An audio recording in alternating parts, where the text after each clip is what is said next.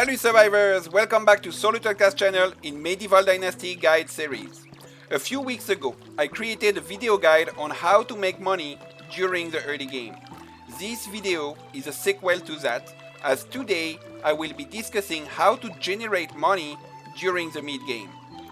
To be noted is that several of the previous good money makers from the early game, such as the flax seeds business for example, are still relevant and should not be discarded during the mid game.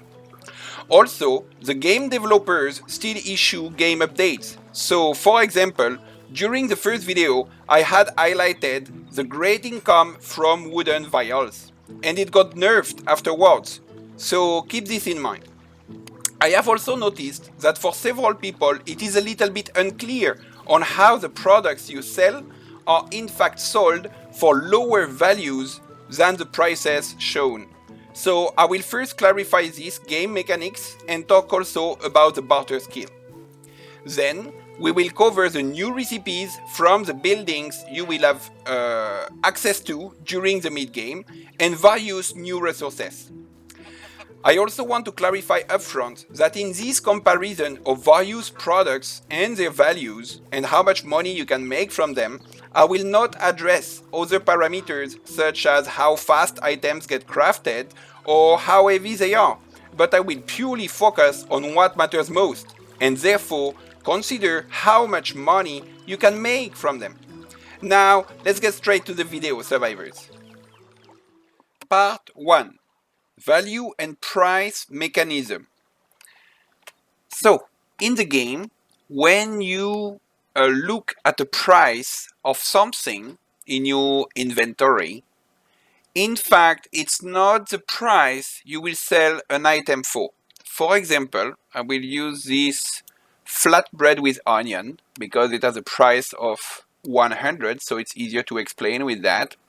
By default, an item will be sold at 50% of this price tag. So what's called here price, in fact, should be called value or worth.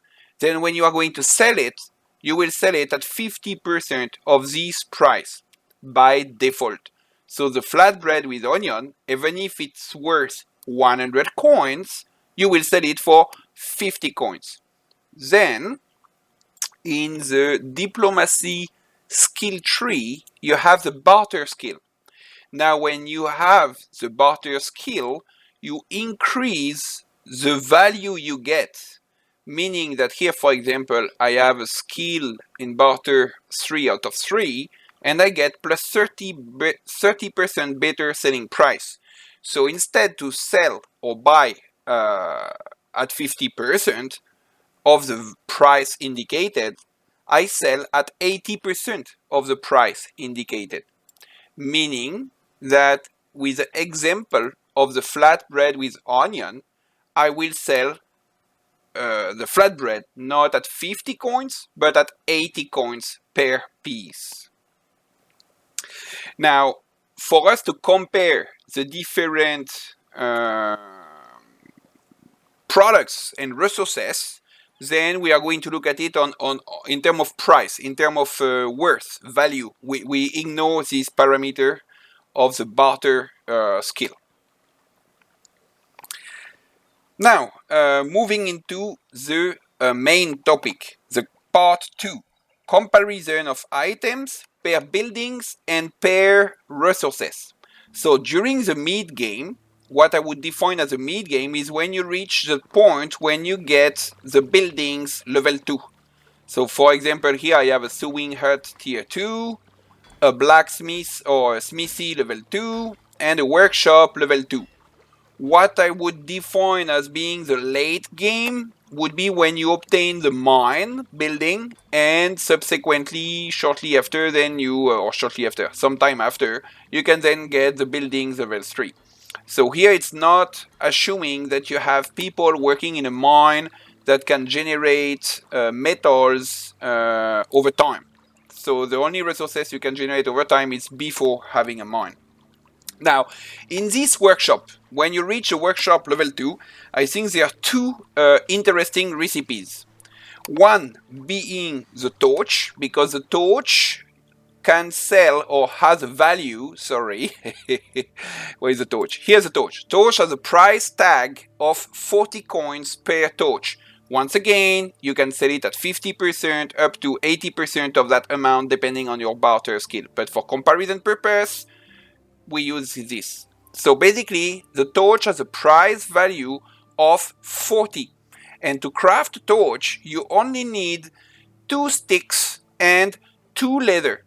Meaning that when you consider a stick value to be 3 coins, you are selling leather at a value of 17 per piece of leather, which is much better, for example, than the simple shoes, where for the simple shoes it has a value per leather of 12.5. So I think the torch, it is one of the really good one for the workshop. The other good one at the workshop level 2 is a clay vial, because clay vial and the other one, they are two identical in terms of cost and value. Clay vial and clay cup. Yes. So for one clay, you can produce one clay vial or one clay cup that has a value of 20 coins per piece. So that are the two resources or products that are particularly interesting with the workshop level 2. Now, when we go to the blacksmith or the smithy level 2, sorry, in my opinion, it's not really great because you need to mine yourself, while the products you can get from the workshop and from the sewing hut can be produced by your NPCs. The raw materials can be produced by the NPCs. It's not yet the case of the smithy.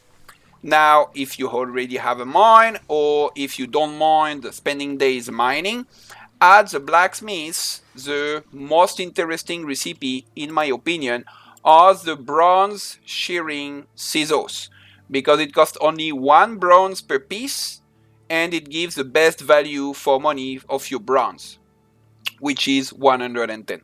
But once again, for me, I'm not selling these scissors. I'm using these scissors for my lamp there, up the river.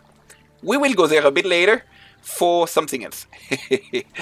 Okay, now moving into the sewing hut level 2, the interesting products here, unfortunately, in terms of leather or linen, there is nothing like really rock breaking at the tier 2 of that building.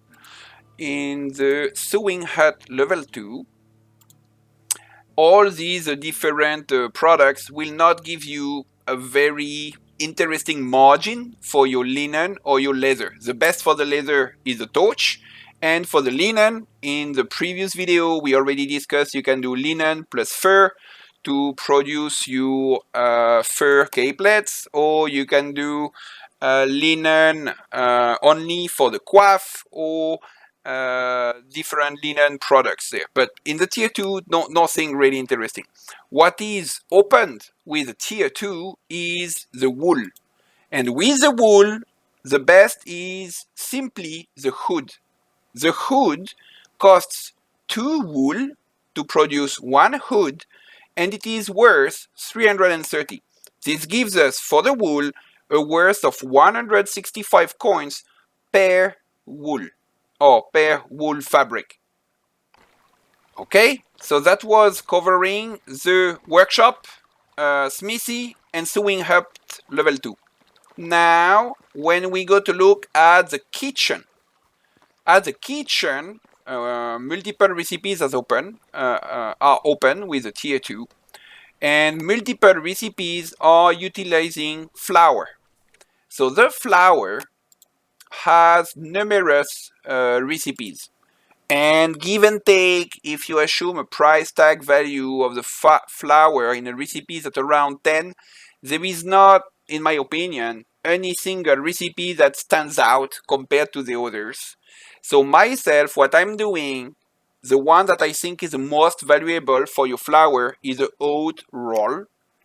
And then I'm also doing some flatbread with onion because it permits me to utilize my leftover of onions. But the oat roll would be slightly better than the others. It's not rock breaking in terms of comparison. Kitchen. Here, the oat roll. So the oat roll has 6 flours, so worth of 60. 2 oat grains, another worth of 20, 80, and then the egg 10, so it's make it at 90, meaning that you get a plus 20 value. That's the oat roll. So the other ones have a similar benefit or additional income. The advantage of the oat roll is that per roll you use only 6 flour, while the others are more complex and use more resources, and at the end you don't earn much bigger revenue. The oat roll for me is slightly better than the others. That's for the flour. Now, before we discuss what's for me the most interesting item in the game, maybe 2 little points. One is when you reach the time when you have market stalls, you can have these nice little stalls that permit for you to sell automatically with some NPC villagers with a diplomacy skill. So as you can see here, I have my different products for sale. So the wool fabric, the wool hood, fur capelet, and I'm still doing leather shoes because I overproduce leathers. So I'm still doing some. Here it's for the clay vials. And here the torches. This lady is selling torches, you can see here. Many got sold already, right? Okay. And the herbalist hut. I have not yet myself unlocked the herbalist hut level 2. I have the herbalist hut level 1 up there. Now for the herbalist hut, in my opinion, the most interesting one, it's not rock breaking, but it still makes some income on this herbalist hut. That's the potion of instant healing, because you only need 4 plants in total. So broadleaf plantain 2, dandelion 2, meaning a total of 4 plants, and besides the wooden vial and the bucket of water that's needed anyway for every single potion, then you gain 40 worth from this. So it's like 10 coins per plant. And it's relatively easier to manage than some of the other potions, so it's more interesting in terms of value for money. And by managing it at spring and summer, you put your herbalist to gather these plants, and then autumn and winter, then you can craft the potions. But that's not a fantastic business. It's not bad, but it's not like fantastic. I mean, here, these potions of instant healing with a value of 40. Now we are going to go on what's for me the best money maker of the mid game. That's the cash cows. Literally, our dear cash cows are just fantastic. Come here, ladies. You are the guest star today. Yes. Here is one. Oh, don't be shy. You can come here. Okay, they are a little bit shy today. Typically, when you arrive here, they are all going out, greeting you, but not today. So, joke aside, these cows, what do you do from your cows? Well, basically, from your cows with these buckets, this gentleman here, Waldebert, or Waldebert, depending if you say it in English or in French, then he will be gathering milk from these cows. Then they will go in the food resource storage, and after a period of approximately 2 season changes, in my testing so far, it takes more than 1 season change for the milk to become sour milk. I have tried to accelerate that process by placing the milk on the floor before the season change, and it did not provide any acceleration for the sour milk. Here, that's my buckets of milk that I have left on the floor to become sour milk. So indeed, they did become sour milk, but they lost their content. So basically, it's an empty bucket of sour milk. Anyway, coming back to our topic, here, so you get plenty of milk, right, from your cows, and you, after an estimated period of around 2 season changes, then they become soured milk. Then, from 1 bucket of soured milk, you produce 10 quark at the kitchen. And then, from your bucket of milk and your quark, you will then produce the best money maker so far. So easy to produce, that's likely to be nerfed, I guess. So these cheese, beside being delicious, here, our dear cheese, 100 cheeses cost only 10 buckets of milk and 10 buckets of sour milk that become quark to produce 100 cheeses. And they each have a value of 100. So from a total of 20 buckets of milk, 10 sour milk, 10 regular milk, you will get 10,000 coins worth. This is so far the best value for money you can get, and for so little work. So basically, you will get for each bucket of milk a worth of 500 coins per bucket of milk.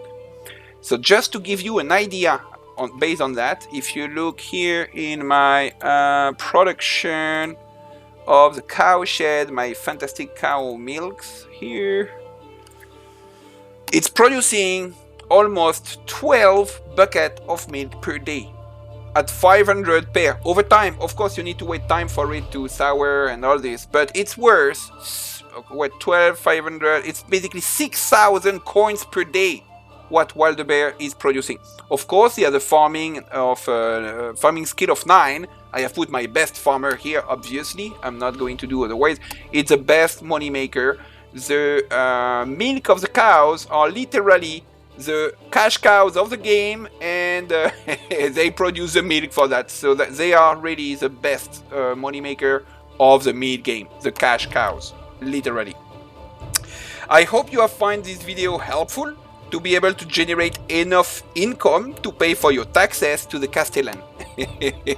Or just to get plenty of money and try to get the achievement for the 1 million coins Steam achievement.